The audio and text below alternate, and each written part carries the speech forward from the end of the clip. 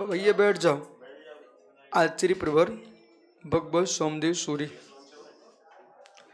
नीति वाक्यमर ग्रंथ में बल समुद्देश में समझा रहे हैं कि अपने स्वामी की रक्षा के लिए, राज्य के विस्तार के लिए राजेंद्र भैया सबसे मूल बिंदु है व्यक्ति को प्रिय भाषण के द्वारा अपने बस कर लेना चाहिए।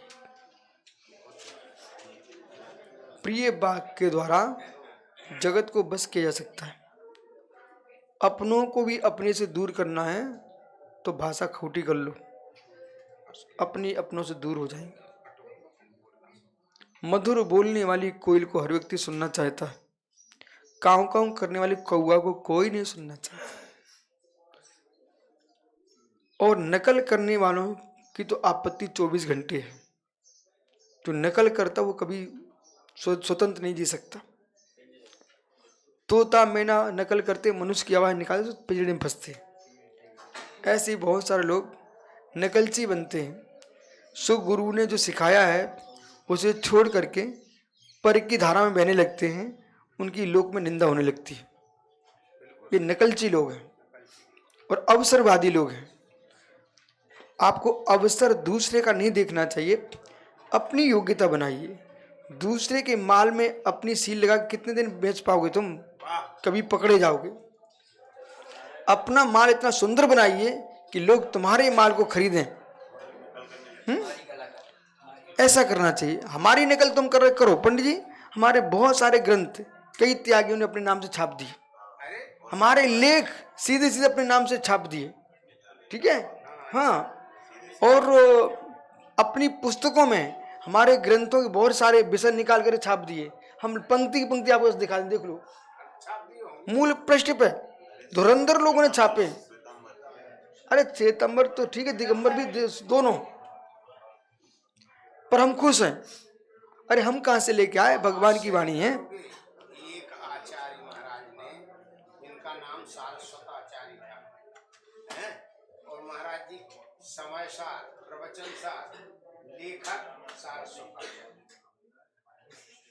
और अब आपको क्या बताऊं कि सारे ग्रंथों को हमें डमी करके उसमें रखवाना पड़ा और सलाना पड़ा, क्योंकि रह जाएंगे तो कहीं ना कहीं गिरा जाए। पाप तो करा, लेकिन महाराज जी उस पाप से वो पाप छोटा पाप। उनने जो तो कभी भी नाम ही बदल दिया, कुंद कुंद की जगह अपना नाम। ऐसा नहीं हो सकता। बलिष्ठ कुछ नहीं रहा, साधु भी नहीं रहे। अचोर व्रत का पालन करना चाहिए। हस्ति प्रधानो विजयो राज्ञा एकोपि हस्ति सहस्रम योद्धति योद्धति न सीति प्रहार सहस्रपि।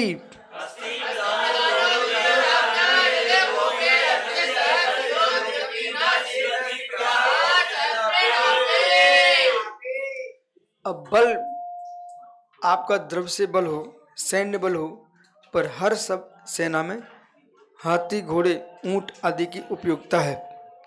तो आज भी ऐसा नहीं समझे कि वर्तमान की सेना में हाथी घोड़े नहीं है, आज भी है, ऊंट भी है, तो खच्चर भी है। हस्ती प्रधान विजय राज्ञा, जो राजा की विजय है उसमें हाथी प्रधान कारण बनता है। क्यों? इसलिए एकोपी हस्ती, एक भी हाथी शत्रु दल के बीच में भेज दिया तो सहस्रों युद्धति उद्यम सहस्र शत्रुकृत, हजारों प्रहारों से ताड़ किए जाने पर भी व्यथित न होकर के उस पर हजारों प्रहार किए जाए तब भी सहन करता है। अकेला ही हजारों सैनिकों से युद्ध करता रहता है। कौन? हाथी। बेचारे की आपने दांत तोड़ दिया, सूर तोड़ दिया, तब भी मस्तिष्क से करता रहे। लेकिन जब तक उसे प्राण नहीं निकल जाते हैं तब तक वो अपने मालिक का कभी खाने का बदनाम नहीं करता है। ये ईमानदार प्राणी है। शेर के अंदर उतनी ताकत नहीं है, स्वयं ही खा जाएगा सबको। इसलिए हर वस्तु की देखो बल, वीर और प्रयोग, इनमें आपको सामान विशेष का बोध होना चाहिए। एक संज्ञा करके सबको नहीं डालना चाहिए। पंडित जी, ये प्रत्येक विद्वान को, विद्वान से मतलब दीक्षित विद्वान, अधिक्षित विद्वान, सभी को ज्ञान होना चाहिए। जैसे कि उदाहरण दे रहा हूं मैं, सौधर मिंद्र और बेंतर किन्नर किमपुरुष मौरव गंधर्व यक्ष राज भूत पिशाच आदि, यक्ष का सम्मान हो रहा है, इनकी प्रतिष्ठा शास्त्र में, ठीक है। और सौधर मिंद्र आकर के पूजा कर रहा भगवान की। अब कोई ये कहने लग जाए कि ये ऐसा कैसा कैसा, तो पता होना चाहिए। बोले क्या पता होना चाहिए? जो दूल्हे का भाई है उसका सम्मान नहीं हो रहा, पर जो नाई आया है उसका सम्मान हो रहा है। पहले समझना चाहिए, दूल्हे का सामान्य है, पर नाई का और पुरोहित का दोनों का सम्मान हो रहा है।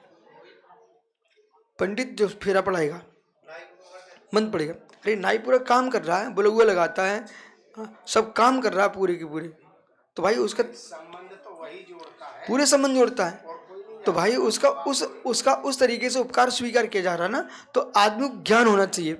अब जैसे कि आप मुंडराज हो, ठीक है ना, यही मैं उदाहरण दे रहा हूं, आप हमारे साथ विहार कर रहे हो,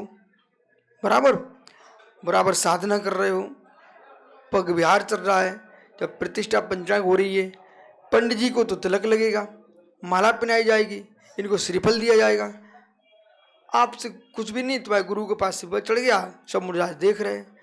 इसका मतलब क्या आपका अपमान किया गया? नहीं, आप तो परमेश्वरी हैं ही, वो विद्वान के नाते सम्मान हुआ है, ये लगाना चाहिए। सौधर मंदिर ही है, वो जो छोटे देव हैं उनका तद्रूप सम्मान किया गया उन्होंने, ऐसा समझना चाहिए। तो आदमी को अर्पिता नर्पित सिद्धांत का बोध होना चाहिए।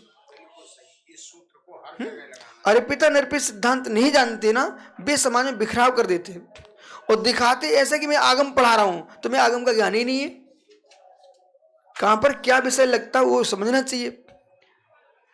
गणिताचार्य यदि प्रधानता से कथन चल रहा है तो कोई संस्कृताचार्य ने कहा यहाँ मेरा अपमान हो गया है, यहाँ गणित का विषय चल रहा था, जब संस्कृत की व्याख्या तो संस्कृत की व्याख्या चलेगी। न्याय दीपिका में अलग अलग विद्वान की व्याख्या की गई है, ठीक है, शेष आगे मिलेंगे।